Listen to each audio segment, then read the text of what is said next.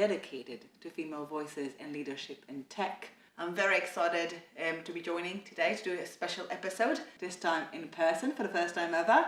And I'm joined today by a very, very special guest. Very excited for today's talk. I'm Dagny. I'm the founder of Flow City.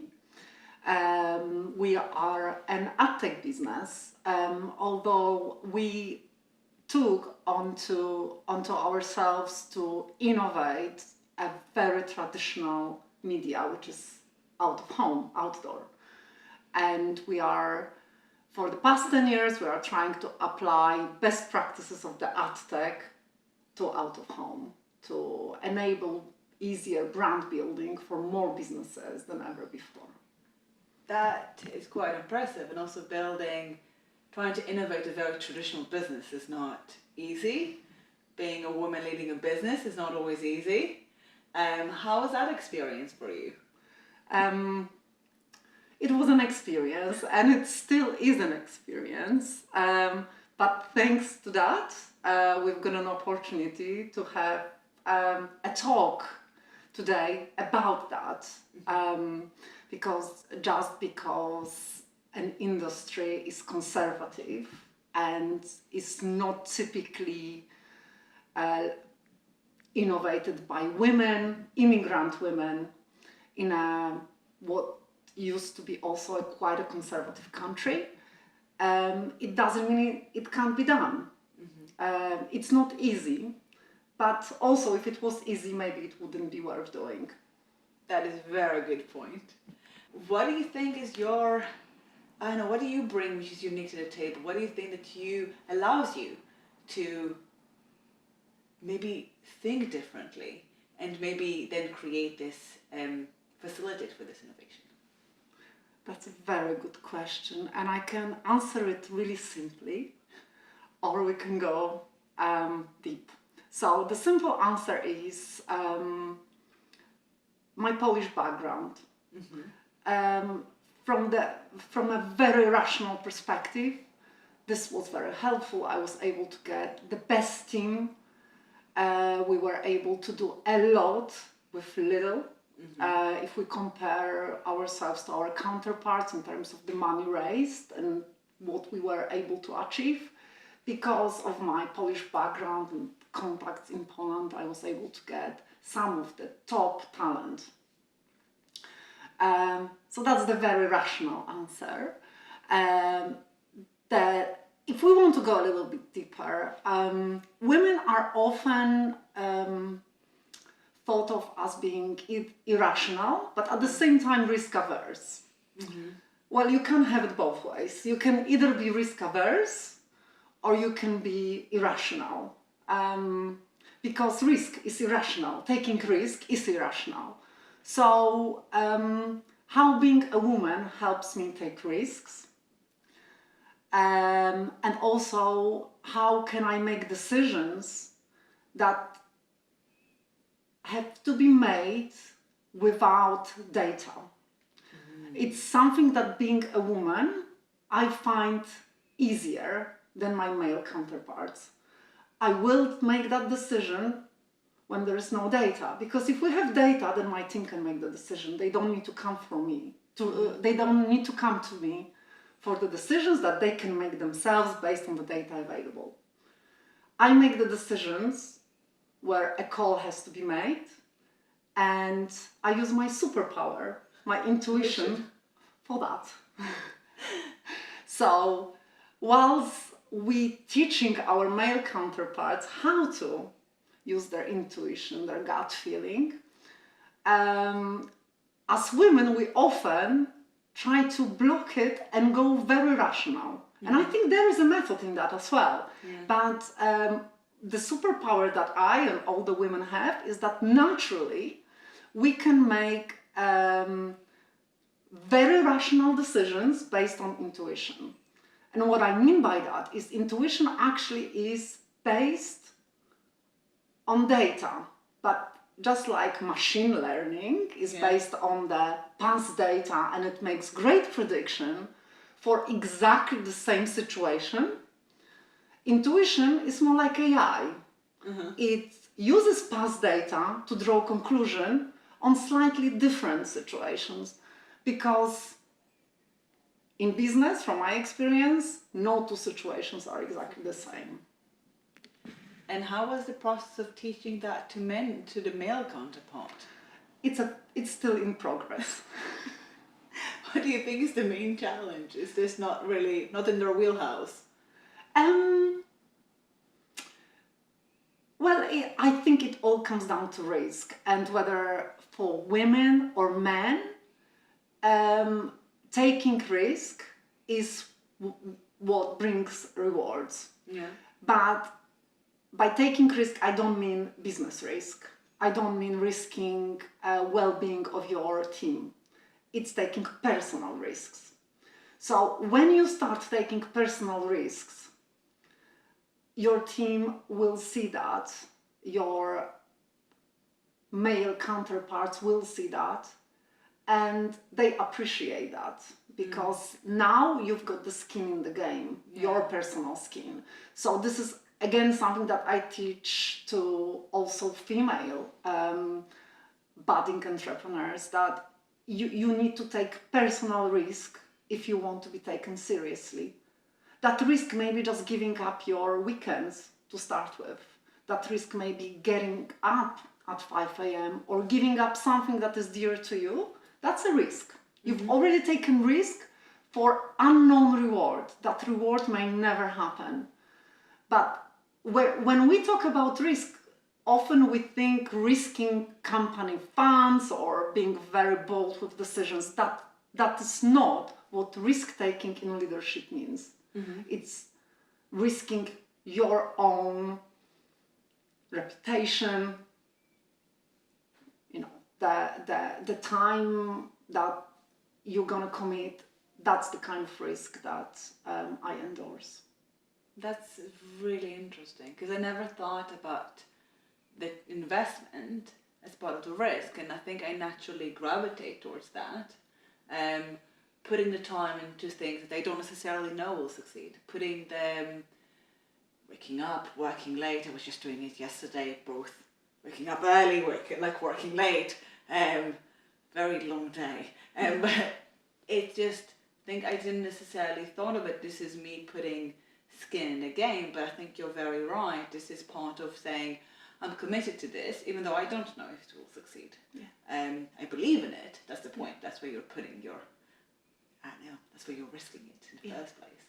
Yes, and people around you, male, female, your team, your investors, they will notice that. They'll take notice. So when you then say, I'm just gonna go with my intuition, they'll let you go with it because they've seen you risking it, taking personal risk. So we can conclude that actually there is always reward for risk, because you will get more responsibility.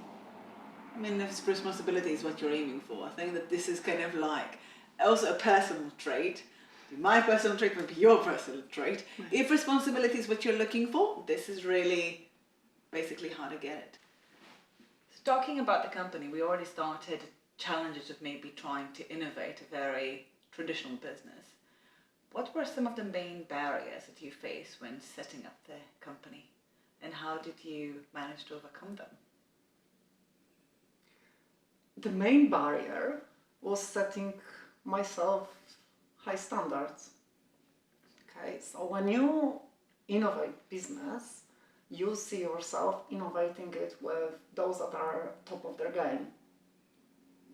That's the holy grail. That's where we want to aim. But understanding the risk for those that are top of their game means that you need to have a lot of proof that what you are innovating will actually add value to their business. So, to overcome that barrier, I lowered the expectations, and we went to integrate with any media owner that would have us, even if it meant developing some free software for them. The name of the game at the time was just to connect. And that's what we did. And this was means to an end to eventually connect to the biggest networks globally. But that took time. And whilst we were going for years to have meetings, which were being rescheduled at the last time. I'm familiar with how this works. You know, we used that time to gather the proof that we needed to be taken seriously. And I think that that's what a lot of startups sometimes miss, and especially in the beginning, you have this, oh yes, we're going to work with all of the best, and like we're going to innovate. There's a lot of barriers to innovation. We think that people like innovation. Most people do not like innovation. Most companies do not like innovation. Is risk. People are risk. The bigger the company, the more risk adverse they normally are, and that understanding and acceptance of the journey that you'll go through as a startup, that you'll work with smaller companies, that you'll gather the proof, that you'll have to showcase everything, and you'll build up to the biggest, because these guys do not change easy, is something that I found to be always underestimated. Sure, nor do they want to change. Why would they want to change? I mean, there are a few companies that are just excellent at constantly innovating and reinventing themselves, but most actually are trying to keep things the way they are for as long as possible, having a war chest to buy the inconvenient innovator if the time comes. But this is 90% of the time, this is the strategy. And just being aware of that helps you plan better, and helps you keep your feet on the ground as well. I agree. I think that even the companies that we believe to be innovative, they innovate in a way that is comfortable for them. And it's also like something that they got used to. So it no longer feels like innovation in a way. It's just basically they innovate within what they're comfortable with. It's real innovation is when you're uncomfortable. Absolutely. When you're taking out of your comfort zone, because that's where you're really challenging yourself. But look at us as people. Change is hard. Breaking habits is hard. Trying new things is hard. So all of those things are really hard for us as people. Therefore, they're also hard for companies. Also in the startup space. So I think a lot about how do you get people to adopt new tech? How do you get people comfortable with being uncomfortable? You don't. So there are really two ways to succeed, to get market share. You either do it cheaper than anyone else, or you do what others don't want to do.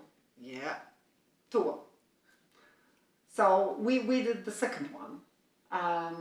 We made outdoor available to brands that wouldn't be serviced previously because it wouldn't make financial sense. It's as simple as that. That's a very good point. I find it is tricking people into innovation, meaning making it feel less innovative. If you have a super innovative solution, make it feel less innovative. Not necessarily that it's not. The underground might still be super innovative, but what you're trying to create is that sense of like, this is actually not that big of a change. You can be comfortable. You can let it go, it's okay, it's more similar to what you're already doing, and that helps kind of reduce that barrier to feel, oh, this is too unfamiliar. So yeah, this is kind of like smaller steps towards that journey and not necessarily one big change at a time. Even though in our mind this is like super cool and super innovative and we should all go to space. I'm like, but who wants to live on Mars? Besides, I don't know, the one guy. Talking, this journey and innovation, like some of this personal conclusion. What do you think has been a pivotal moment in your career that kind of set you up on this trajectory of like building a company and achieving all that you've achieved?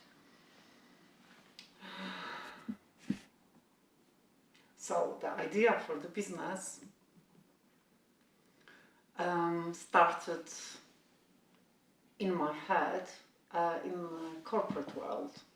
And I went to pitch the idea to my boss at the time, who said in a very short sentence, he didn't say anything, he asked me a question. Is this, you want to do this here? That question said everything about my idea and pitch. And I didn't interpret it as a bad idea. He didn't say that this is bonkers. He just said, not here. And I think we all meet people on our journey that say very little, but when they say it, it just influences us. And that sentence is still with me today. It was a decade ago, but I still hear this in my head. And also this was a great advice for me when I later on went to pitch this to partners that we had to inevitably connect with, understanding that in the corporate world, this is not welcome. Unless we need to make it so attractive. It needs to be such a no-brainer for our tech to be adopted. So I think that changed me. Yeah, so that was my last corporate job. And the rest is history, I guess. Yes, here. My job is to hire people that are better at the job than me. That's number one. Because the option of just working late, where I can just do it, I can learn it very quickly, that option goes out of the window when you have a baby. And it changed the business completely. Also, in preparation for my time off, which by the way never happened, but I was assuming that I will go on maternity, I closed down all of the unnecessary tasks and projects that were happening at the business. Now looking back, it seems that I was so wasteful, not only with my own time, but also with company's resources before I became mother.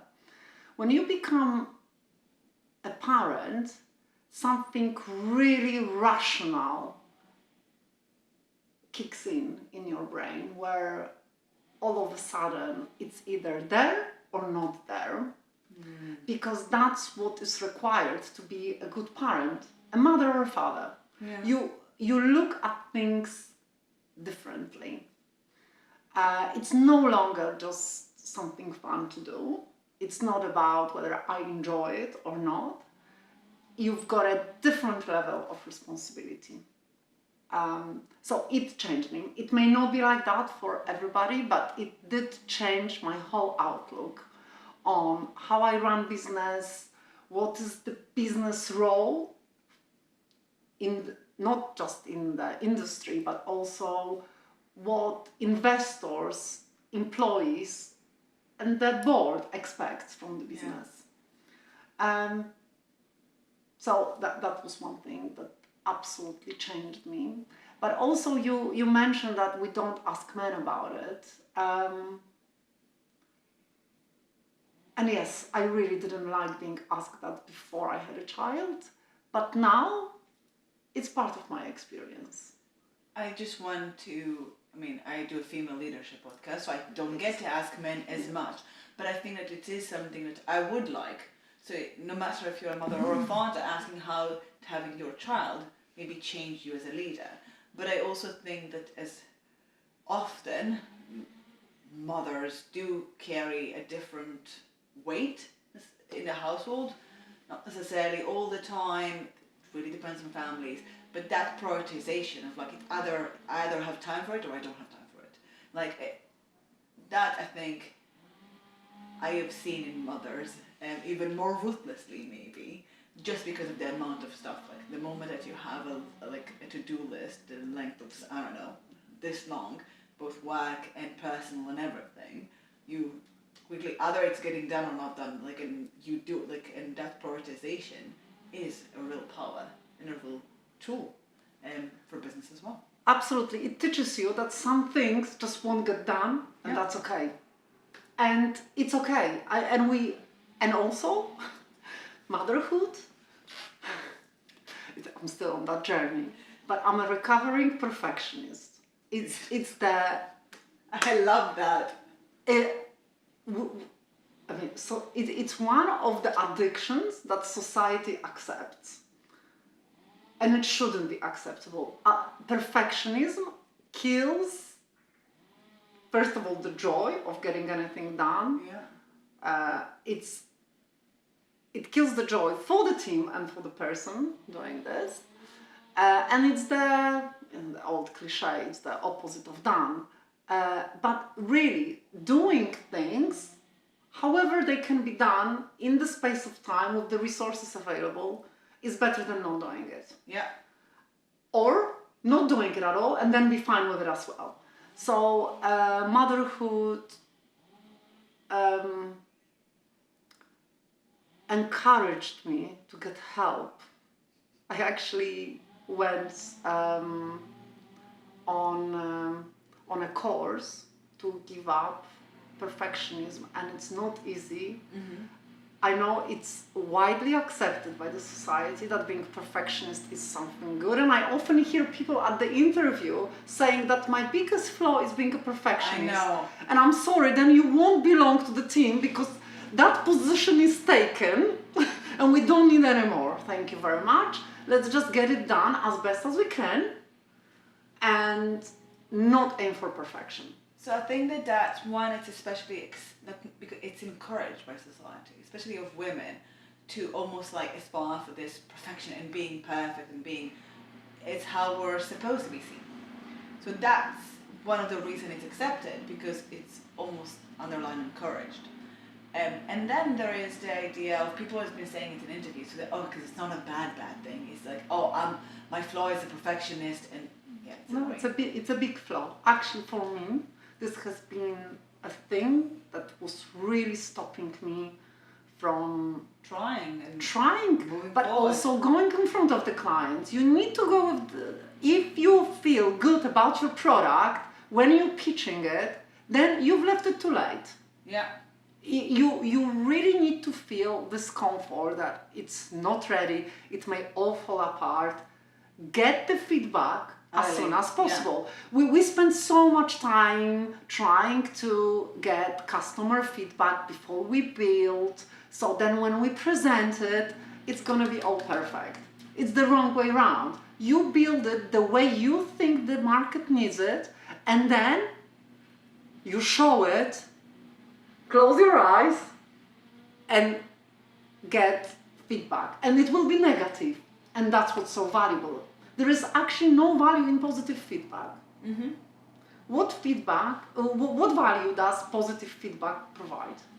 Except, I guess we all desire it. Okay. It can, to a degree, reassure you, at least if something is working there, maybe this is the right path. However, you learn more from negative feedback. So I do agree with you. In general, just telling you, this is great, is the worst thing. Because it's empty. It's basically you have nothing to say. Well, I disagree. I agree to a point. I disagree. A few years ago, I would completely agree with you, but now I believe that staying in the game is good enough of a reinforcement for tech businesses that are innovating. Just staying in the game. If you have enough money to keep going for the next month, next couple of months, then that's your reinforcement. Mm-hmm. And get all the negative feedback, all the barriers, identify it, all the weak points. That should be the focus. Yeah. and still somehow finding motivation to keep going. Yeah. That's how you build great products. Yeah. Sales teaches you that certain amount of no's will lead to a yes. Yeah. I mean, it's part of absolutely essential training for any business person or otherwise.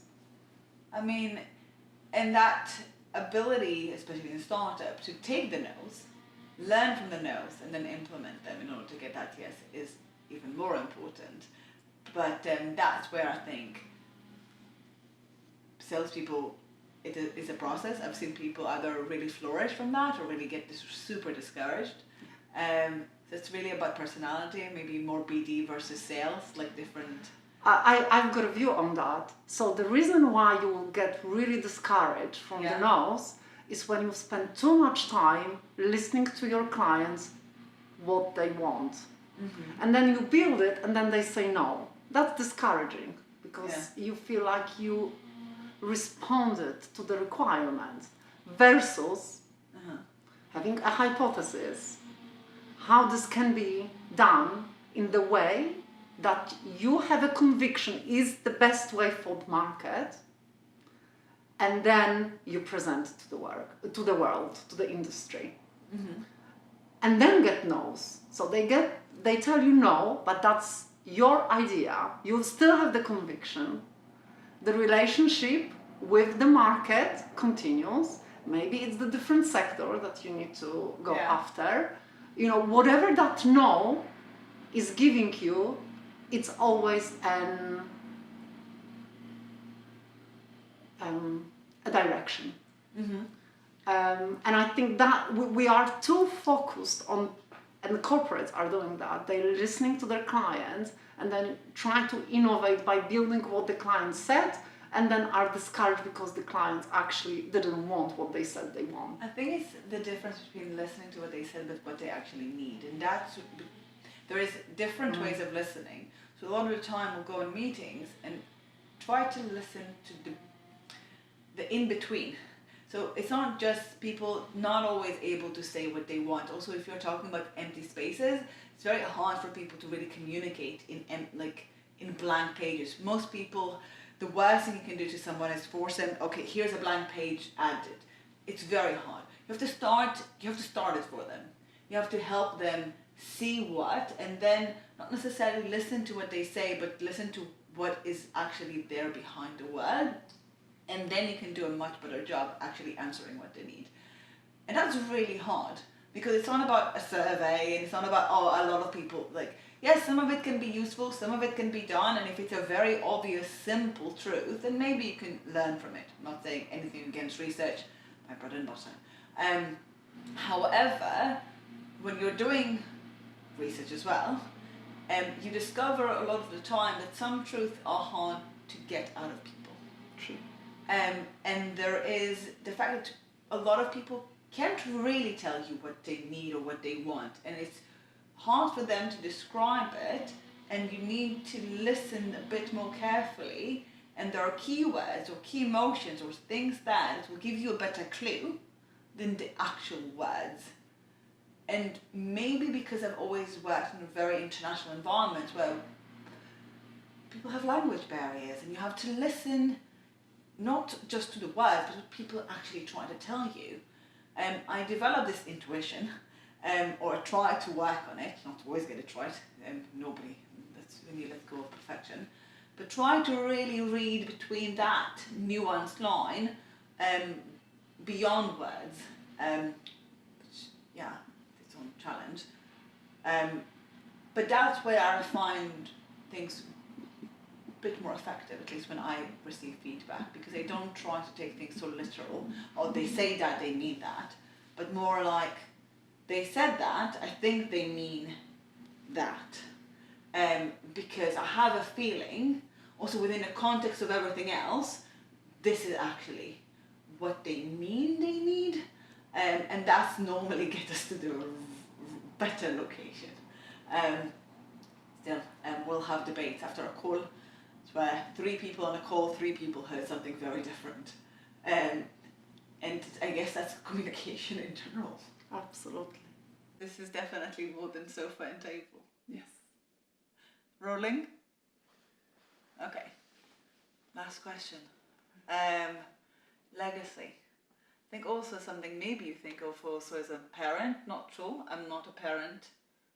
Well, except for my doggy baby. But I mean, fluffy babies doesn't always count. Depends on who you ask. But what would you, one thing that you would like to leave for, as a woman, as a leader, what would you want to teach maybe others and leave as a legacy behind? I think the best legacy we can leave as female leaders is to succeed through a successful exit, so we can then invest in other women. I cannot tell you how much easier it is for me to talk to a female Polish VC compared to an American man. Yeah. It's just how it is. So if we want more women to have the opportunity that I had, we need female VCs or female investors that invest in those women. Mentorship is great, but ultimately cash is what gets the businesses started and propels them forward. So we owe it to other women to succeed and lead the companies to successful exits. That's a very good point. Do you feel like there's enough currently investments in women? There is always room for more, of course, but do you see the improvement there has been? Absolutely. But it's a journey. Yeah. And I, for one, want to be the one that will encourage more women to do what I've done, and just make it easier. I'm not saying it cannot be done. I'm not saying you cannot raise money from male-led VC. You can. Yeah. But it's harder. It's harder. And does it have to be that hard? Do you feel it's harder for women to raise money from men? Naturally. Yeah.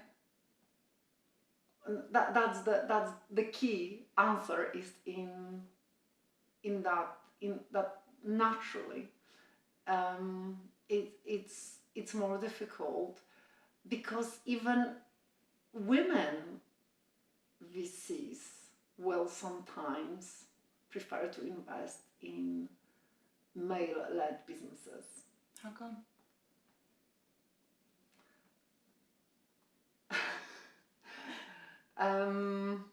Yeah, we'll have to ask them. But why? Because traditionally, if you were to make your business successful, you would have to pitch to other men for that business.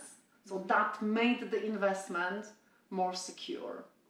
Whereas nowadays, we've got women in decision-making positions, for example, head of marketing or head of brand, and I know how much easier it is for me to pitch my solution to a female decision maker.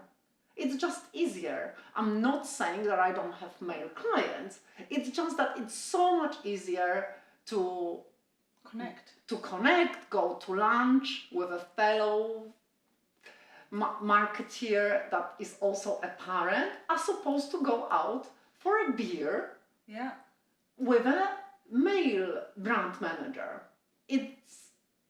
It's just how the world works. I mean, I had some meetings getting my nails done. We had nail sessions together, with head of because we both needed to get our nails done. It might as well. Whilst your male counterpart may have played golf. Yeah. So again, it's just some of those natural skills we've got. So some of us play tennis, others play golf. Is it unfair that the client that you have plays tennis and you are also a good tennis player and you go for a session? Is that unfair to others? Maybe, but just that is just how it works. And I guess because in the past more men were in the decision-making positions, it would make sense to invest in male-led businesses. But that is changing, and it has changed.